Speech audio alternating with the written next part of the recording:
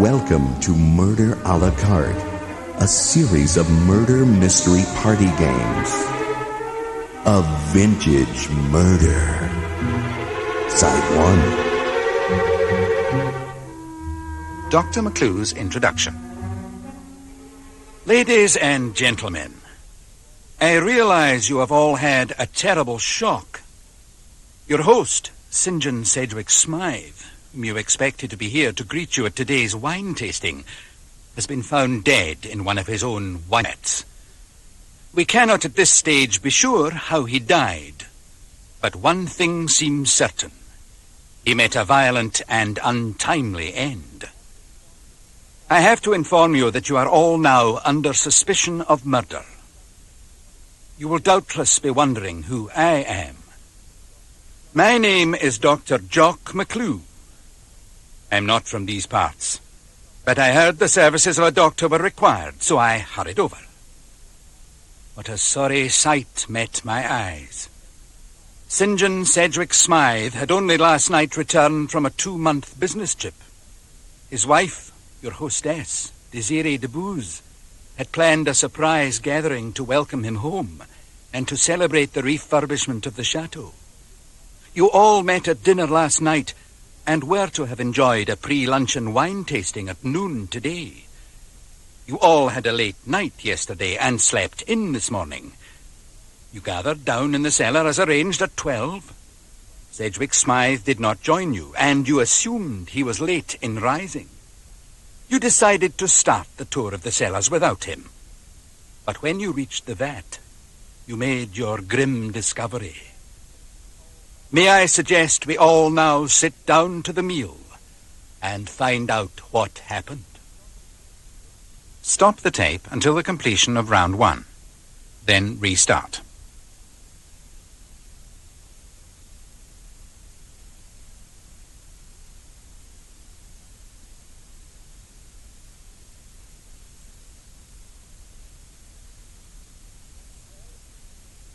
Well, it would seem that you all have 1 or 2 things to hide. So what have we learned from our little chat? Although we shouldn't speak ill of the dead, I have to say the deceased St. John Sedgwick Smythe may not have been all he appeared. His past in South Africa is obscure. We now know that the war wound he was so keen to hide by wearing gloves at all times was a missing finger portion on his left hand. But he was obviously not the only one with a traumatic past. Yves Le Concoction, brilliant though you are, you have not always acted wisely. Have you now recovered from your psychological difficulties? Can you cope with the pressures of your high-powered job? Lotte Brenzenbraun, you suggested to us that you had never met Sedgwick Smythe in person before this weekend, but now it's been revealed that you had a love affair with him. Why did you pocket his gold lighter at dinner? And why should Henri want to persecute you with a destruction order for his home village of Tornapart? Rose Chintzy-Curtin, it seems that you too recognize Sedgwick Smythe's gold lighter. What does it mean to you? Desiree de Booz, so we have learnt that your marriage to Sedgwick Smythe was more a matter of business than of pleasure, and that your relationship with your trusty estate manager, Henri, had gone beyond the bounds of employer and employee. How receptive were you to Henri's suggestion about your husband, and what action did you take? And how far would you go to protect your brother and the family name? Seymour Hunter-Cover, how convincing a wine merchant are you? Did you know Sedgwick Smythe in another context than that of the wine trade? What a coincidence that you should meet Rose, with whom you shared a mutual friend. Why did you attempt to conceal your connection with her? Henri Label, we know that you harbored a long-held passion for your mistress Desiree and resented her marriage to Sedgwick Smythe. Were your allegations about him justified, or was this just jealousy? I'm sure we all feel very sorry for your tragic past in Tornapart. But does this justify your persecution of our German guest, Lotte? I have now been able to conduct a preliminary examination of the body. As you know, the deceased was found head down in a vat of wine, but drowning was not the cause of death. It has been remarked that your late host seemed in some discomfort during the latter courses at dinner last night, and excused himself, saying that he was very drowsy and had indigestion. I can now reveal that the analysis of his stomach contents, with apologies to those of you who may be a little squeamish, shows that he was under the influence of a rare toxin found only in fungi. That is to say, various forms of mold, toadstools, and mushrooms. If this toxin had been in his bloodstream for a number of hours, it might well have proved fatal. However, the efficacy of the poison will have to remain a mystery, for the life of the unfortunate Sedgwick Smythe was cut short by other means before it could do its work. He did in fact die from a vicious head wound inflicted by a heavy, blunt instrument. The murder weapon has not yet been found. May I suggest we continue our investigations? Who had the strongest motive for killing Sedgwick Smythe? What else are you all hiding about your past? I'll be listening carefully, so make sure you leave nothing out. Stop the tape until the completion of round 2. Then restart.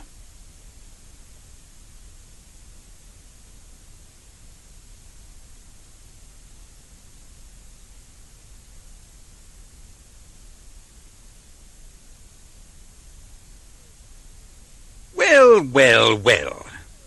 There are a lot more skeletons rattling out of the cupboard now.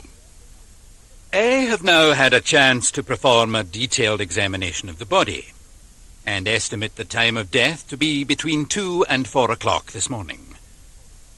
I can also tell you that the murder weapon has now been found. One of the servants raking out the fireplace in her late master's room today found the charred remains of a cooper's hammer among the ashes. Evidently someone in the chateau had attempted to destroy it, to conceal its gruesome message, bloodstains which, I can confirm, hail from the body of St. John Sedgwick Smythe. Where did the mushroom poison come from?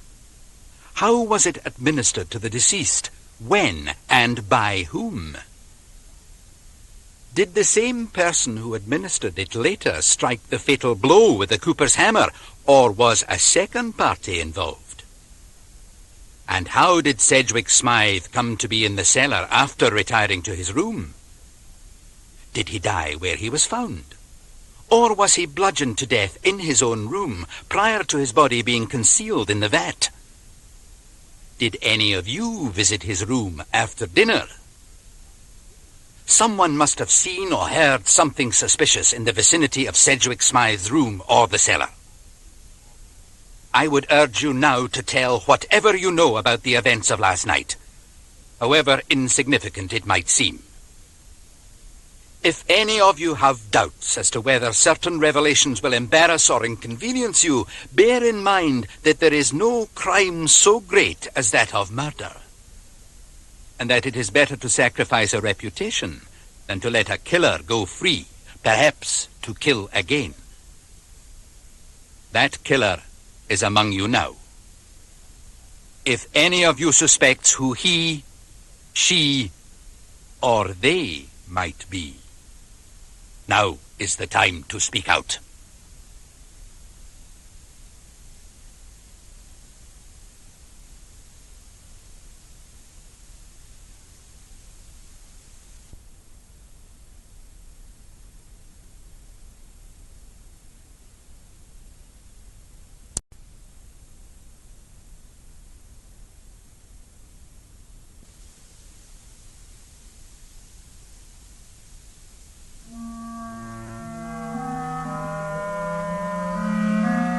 A Vintage Murder, Side 2. Start this tape at the end of round 3. So, it seems that all of you had both motive and opportunity to kill the deceased, Sedgwick Smythe. But before you have a chance to justify your actions, let me read you a final statement made by the deceased. and lodged with the family solicitor before his departure on his last business trip. Having reason to fear that I may meet a sudden end, I, known as St. John Sedgwick Smythe, being of sound mind, do leave this letter as a record for the information of the authorities, in the event of my demise in suspicious circumstances. I have lived a lie for most of my life, but I am not, I hope, devoid of decent feeling.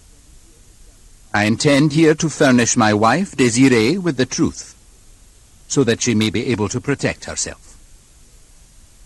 Desiree, I realize ours has not been the most passionate of marriages, but would venture that it has been happy enough. Our union has allowed the Chateau Vineyard to flourish, and I know how much that means to you. I hope it will not be too much of a shock for you to learn that I am not, in fact, St. John Sedgwick Smythe, English wine merchant, but was born Wolfgang von Schmidt in Mannheim. I served in the Kaiser's army during the Great War, and became renowned for the ruthlessness of my command. This quality was rewarded with honors by my superiors, and on returning to Berlin after the war, I was recruited to the Secret Service by one Lotte Brenzenbraun, with whom I had a brief but tempestuous affair. Under Lotte's instructions, I went to Johannesburg, where I was set up in business as a wine merchant. I was to gather intelligence from an informant called Jem Glitters. After I had been receiving secrets from him for some time, Lotte told me that Glitters was a British agent who had been passing disinformation. Her bosses were most displeased that I had not discovered this before. Under Lotte's orders, I made amends by killing Glitters. I was sent to Paris to escape the aftermath, and Lotte supplied me with my identity as Sedgwick Smythe. She encouraged me to make the acquaintance of the de Reims family, in the hope of gaining access to French government information. Desiree's father was then a top minister, although he died soon after my arrival in Paris. And her brother Yves was famed as a scientific genius employed at the State Research Center. My connection with the wine trade stood me in good stead, and I wooed Desiree as a business move. I recognized that Yves was dissatisfied with his lot, and persuaded him to allow me access to his laboratory, telling him that his biochemical discoveries could be relevant to wine production. Genius he may be in the academic field, but in more worldly matters he is a mere child. It was easy to dupe him. I am ashamed to admit that I used the Chateau wine shipments to pass coded information back to Lotte. In 1933, some 3 years after my marriage, I was approached in Paris by Seymour Hunter Cover. After we had been acquainted for a while, he revealed that he was in the British Secret Service, and that I could be useful to them. As you can imagine, I was taken aback, and not a little amused. Seymour, it appears, had no idea that I was already a German agent. However, I agreed to his proposals. At the time, I thought that my connection with him might give me access to British information which I could pass to Lotte. And, with talk of war in the air, I also thought it would be no bad thing to hedge my bets. I became a double agent. Of late, I have become aware of the folly of this. My controllers on both sides have become more demanding than I can cope with, and I fear that Lotte and Seymour may each be suspicious of the other's existence. If either should discover the truth, I know they would not hesitate to dispatch me. My life is therefore in danger. I am going abroad on a trip, and hope to return alive. I leave this letter to explain events should my end be violent. I make no excuse for my duplicity, but only wish to set the record straight. So, the deceased, we see, already had reason to fear the event which has indeed come to pass. And yet he was still taken by surprise. I suggest that you should all now give your version of events. Stop the tape until the completion of the last round.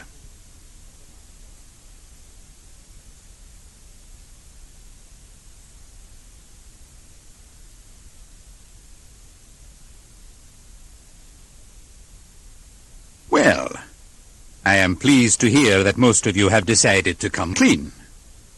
But I'm afraid that one of you is still not telling the whole truth. Rose, did you finally avenge the death of your beloved Gem Glitters? Seymour, did you decide to cut Sedgwick Smythe out of the deal and take the formula for yourself? Lottie, did you carry out orders from Berlin and dispatch a traitor to your cause? Henri, did your long search for the destroyer of Tornapart finally come to a grisly end in the chateau cellar? Desiree, did you strike a blow for the honor of your country and your name? Yes, you all wanted him dead, but only one of you did the deed. Yves Le Concoction, you did indeed confront Sedgwick Smythe in the cellar last night, but you concealed yourself behind the barrels before his arrival, pursued by Lottie Brensenbraun. Skulking in the shadows, you overheard their confrontation, were party to their scornful taunts and jokes about you. For the first time you realized that you had been duped, that you had sold your precious formula, not merely to a greedy cheat who would use it for business advantage, but to an evil traitor who made a mockery of all your family stood for. Enraged at this, only with difficulty did you contain yourself until Lottie left the cellar. Then you revealed yourself and confronted Sedgwick Smythe. Far from pitying your distress, he laughed again and brushed aside your grievances, called you a reckless fool, and incompetent in the ways of the world. You could bear it no longer. Reaching behind you, you grasped a cooper's hammer and bludgeoned him to death. Stunned by what you had done, you rushed out of the cellar and flung the hammer into the nearby cupboard. Desperate to calm your frayed nerves, you went out into the courtyard and smoked a couple of cigarettes where you witnessed the events you described. Some hours later, as the cock crew, you returned to the cupboard, conscious of the need to dispose of the murder weapon. Your frustration and panic at finding the hammer gone were witnessed, as we know, by Seymour Hunter-Cover. So there we have it. The fears of Dr. Freud Ian Slip for your mental stability were well founded. I have telephoned the director of the Asylum for the Insane in Reims, and their staff are even now on their way to take you into custody. You will be detained there until your trial. I hope the rest of you will take this as a warning and mend your wicked ways. Perhaps we'll meet again. Then I might tell you the strange story of the death of Michael Montague, megalomaniac magnate. But now I see my carriage is here to take me to Paris. I bid you all good night.